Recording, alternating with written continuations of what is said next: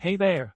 Today we're tackling a common problem many Excel users face when trying to sum multiple shift schedules from different sheets. The issue arises when attempting to count the total shifts for a specific individual across various months, only to encounter incorrect results. Luckily, there's a solution to this problem that we'll dive into right now. So, the key to resolving this dilemma lies in a simple formula. Equals sum, count if, indirect, $H $4, $H $5 int, $C $7, $G $17, C4.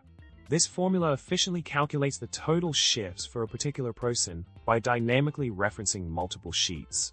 By cleverly utilizing the COUNTIF and indirect functions, we can accurately sum the shifts without the need to repeat the COUNTIF function a dozen times. Simple, right? In summary, by implementing the provided formula, you can effectively sum shift schedules from different sheets without unnecessary complexity. This efficient solution ensures accurate results while streamlining your Excel workflow. And with that, we've reached the end of our video. Make sure to subscribe, like, and drop a comment below to let us know how your Excel journey is going.